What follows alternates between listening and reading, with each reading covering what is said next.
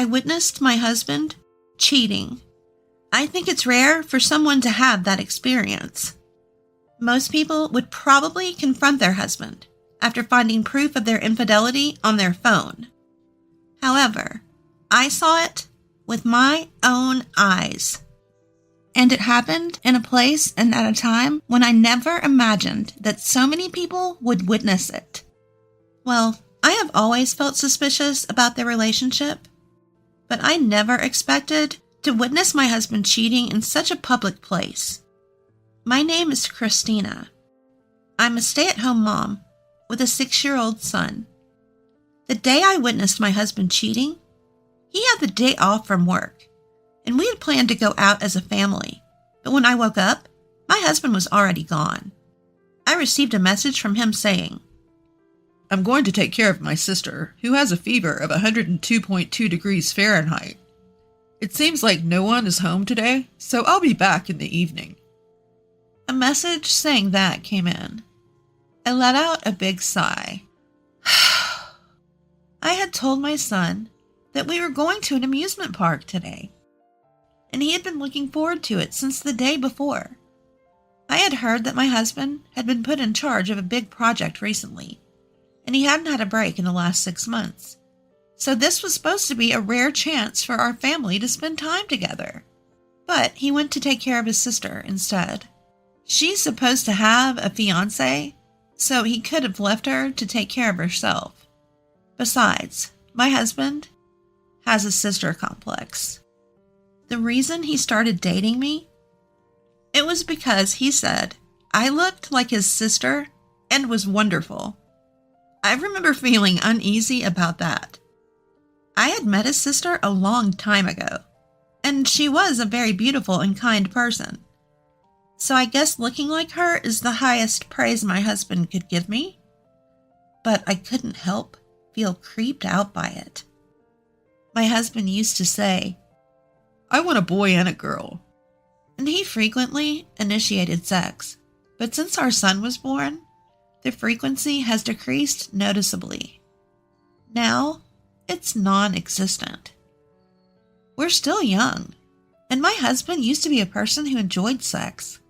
So I suspect he might be doing it with someone else instead of me. Well, I could forgive him for betraying me. It's annoying, isn't it? But the problem is that he disappears, even on days when he has off from work, like today. It wouldn't hurt to play with our child occasionally, even on a day off. Our child is Daddy's boy, and he starts crying when he realizes his dad isn't around. My husband is too indifferent toward our child. He doesn't even prepare birthday presents, and he doesn't even attend school events, no matter how much free time he has. Sometimes he comes home early, but he immediately locks himself in his room and plays games nonstop. He hardly sees my son's face anymore. At this rate, my son, who used to be a daddy's boy, will start to see his father as a stranger. Oh, and my husband said he was busy with a big project. That was a lie. Because he was rarely home, I asked a former classmate who works at the same company as my husband, "Is my husband really that busy?" I've heard that before. "No way. If anything, your husband is known as a window-side employee who doesn't have much work and always looks bored. He goes home on time every day." They told me this while laughing. I thought, I knew it. That's exactly what I thought. After all, he was supposedly in charge of a big project, but his salary was still around $1,500, and he didn't look tired from working overtime. In fact, he looked rather well rested. This also made me suspect he was cheating. Carrying a ton of dissatisfaction, I finished preparing breakfast. I checked the time and tilted my head. Strange. Normally, even if I don't wake him up, my son would be up by 7 a.m. But it was already past that time. If we didn't hurry, he'd miss the nursery school bus, so I rushed to wake him up. In his room, he was still asleep. So I tried to wake him up by saying, "It's morning, wake up." Instead of a response, all I heard was a pained groan. Worried, I reached out to touch my son's face and felt his forehead. It was very hot. I called my son's name and gently shook his shoulder. He barely opened his eyes and said, "Mom, I can't breathe," he told me. I almost panicked. At that time, there was an outbreak of a disease at the nursery school, and I couldn't help but think, could it be my son too? I had heard that there were cases where children died, so I seriously thought my son might not make it. I tried to call my husband in desperation, but he didn't answer at all.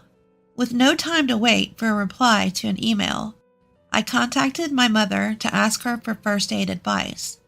She was a nurse, so I thought it was best to ask an expert. Following my mother's accurate instructions, I quickly prepared an ice pillow and measured my son's temperature. It was over 102.2 degrees Fahrenheit. I called an ambulance and made sure my son drank plenty of water while waiting for it to arrive. According to my mother, there was a possibility of heat stroke as well. Considering the risk of infection, I wasn't allowed to ride in the ambulance, so I called a taxi and headed to the hospital where my son would be taken. During that time, I kept calling my husband, even though I knew it was pointless. As expected, it was useless. With no other choice, I left a message online, hoping he'd see it and come if he was responsible enough.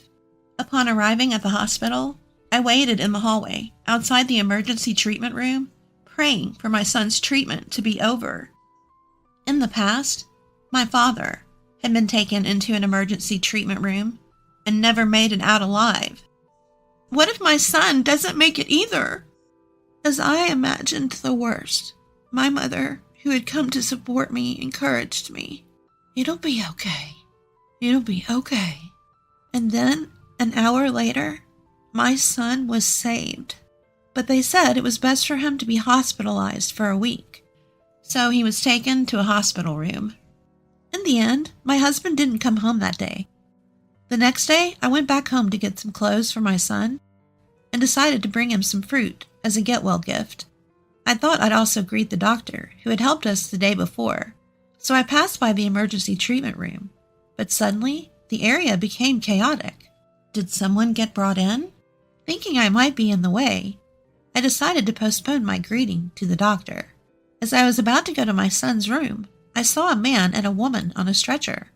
They were barely covered with a thin blanket and looked almost naked. It seems they're still joined together. It seemed they were stuck together during intercourse. I had never experienced it, but it must be tough. But being transported like this must be so embarrassing. And I was thinking this and trying to pass by. I made eye contact with the man. Under normal circumstances, it would be an awkward situation. But it was different for me. I froze. That's because the man was my husband. "What are you doing here?" I exclaimed in surprise. Well, I caught my sister's cold and, My husband was at a loss for words. At that moment, I was also confused. What were the odds that my husband would be here after my son was just brought in yesterday? Why was he naked and being transported? And who was the woman he was with? Various thoughts were swirling in my head. During my confusion, I made eye contact with the woman my husband was with. Even in my disarray, I knew this woman was my husband's affair partner. As I glared at her, I realized that her face looked very familiar. "Why on earth is Christina here?" It was that voice that reminded me. That's right. The woman was my husband's sister, Brenna. The events of that moment felt incredibly slow. I had been suspicious that my husband was lying about taking care of his sister and meeting another woman. But I hadn't expected this. Even if he came to visit our son, he shouldn't have arrived stuck together with a woman. And that woman was his own sister? This is just too much. Since they were being carried away on a stretcher, I had to suppress my urge to confront them and wait for their treatment. They wouldn't be able to escape anyway, so I decided to confront them later. With those thoughts, I went to visit my son, my original purpose, with a sick feeling deep inside my chest. I spent some time in my son's room, trying to sort out my feelings. When I checked my phone, there were tons of messages from my husband online. As expected, they were all trying to cover up the situation. He didn't even mention our son being in the hospital. I decided to keep ignoring him and then waited another hour. The doctor who had taken care of my son yesterday appeared. The doctor smiled at me and said, "Your son is very healthy. He seems to be recovering faster than we thought." His fever had gone down and his condition had completely stabilized. Initially, we were worried about an infection, but it turned out he had heat stroke along with a cold. "Did you make him drink a lot of water? That was the right thing to do. Your son must be happy to have such a smart mother." The doctor even praised me like that. It was more thanks to my mother. I should give her some fancy meat as a present next time. I deeply bowed to the kind doctor and expressed my gratitude. But it wasn't hard to imagine that I'd soon face a huge ordeal. Just as I was relieved about my son's condition, my anger was bubbling up inside of me. Mama's face is scary. I scared my son. I quickly put on a smile and told my son, "I'll be back soon." As I left the hospital, I called my husband, who had left over 100 missed calls. The moment he answered the phone, he started making excuses. "It wasn't what it looked like. There was a reason." And so he started making excuses. He got his priorities wrong. Shouldn't he be worried about our son first? Well, there was no way a man who was so engrossed in an act with his own sister, without caring about our son, would worry about him. With a husband like this, I worried about our son's future. I couldn't see my husband's personality improving, so I decided to divorce him. Life might be tougher, but I can do it for my son's sake. So, you were busy with that even when our son was suffering, huh? I bet you were doing it whenever you had free time, right? And with your own sister? That's just disgusting, I said to him. He was speechless. I continued. "Oh, and by the way, I've already reported this to your parents. I won't tell your company, though. It would be a problem if you couldn't pay alimony and child support. So, goodbye." With that, I said my final words to my husband. 3 days later, my son's health had fully recovered earlier than expected. So I completed the discharge procedure and returned home with my beloved son after a long time. Of course, my husband wasn't there. After that incident, my husband came to apologize in person, but I handed him the divorce papers I had already signed. He begged for forgiveness, saying, "This was the first time. Forgive me for just one mistake. You're all I have." But in a cold voice, I told my husband, "You're still lying at this point. I already know everything. Your sister confessed it all." Yes, I anticipated that my husband wouldn't agree to a divorce easily. So to silence him, I first approached his sister, who was involved in the affair. "Dear sister-in-law, I heard you're going to have a wedding ceremony with your boyfriend soon. Congratulations." "Ah, thank you." "I wanted to send a congratulatory message, but I came up with a great story. Want to know what it is?" "You're not planning to tell everyone about this, are you?" "Yes. I want everyone to know what kind of person you are. This will make it clear in one go." I smirked. "Please don't do that. It would ruin my life." Pretending to consider, I continued with a smile. "Well, I guess I have no choice. How about this? I'll keep quiet about this if you'll tell me in details how many times you did it with my husband. Then I'll keep quiet. Of course, your brother will still feel betrayed. What will you do?" Without hesitation, my sister-in-law confessed everything. "Please don't tell him. I'll tell you everything." And she easily confessed everything. When I told my husband about it, he fainted from the shock of being betrayed by the sister he loved more than anyone else. After waking up, he signed the divorce papers and left the house with a heavy heart. From there, I went through a lawyer to demand a divorce, custody of our son, alimony, and child support from my husband. He initially haggled over the amount, but when I whispered in his ear, "Do you want me to spill the beans to your company?" he replied, "All right, I'll pay the amount you requested." He left the lawyer's office. After that, for some reason, his company found out about the incident, and he was called in and severely reprimanded.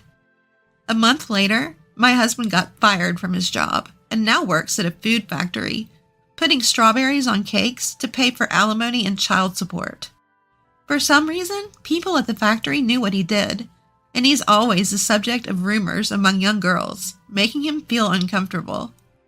As for my husband's sister, despite me not revealing the truth, the whole incident came to light, and her engagement was called off. Apparently, her boyfriend, who suspected her of cheating just like me, had hired a private investigator to check on her. She was demanded a large amount of money as compensation for this broken engagement, and now she works at a nightclub. The other day, her ex-boyfriend gave me a photo of them in the act, saying, "Use it if you need to." I wondered what kind of nerve he had to give such a thing to a woman like me, but I decided to keep it in my drawer. In case my husband contacts me or tries something, I'll gratefully use it. I moved back to my parents' house for a fresh start, and am raising my son with their help. My parents, who lived far away, were sad that they couldn't see their grandson often, so they offered to help as much as possible. I don't want to rely on them too much, so I'll only lean on them when I need to. By the way, my son has been in perfect health since that high fever, as if it never happened, and has been awarded for the perfect attendance for 3 years now. He seems to have completely forgotten about his biological father and enjoys every day. That makes me happier than anything else. Oh, I almost forgot. Our family has grown. It's Angel, the white cat sleeping comfortably on my lap. When I went to say goodbye to Angel, who often came to play in my yard before moving, he jumped onto my lap as usual and then stayed still like a statue. I was sad to part with Angel, so I brought him with me to my parents' house. Now he's close with my parents, and he's just as important to me as my son. From now on, I want to watch my son grow up warmly, with my parents and Angel. That's what I think about as I sit here in the rocking chair on the porch, stroking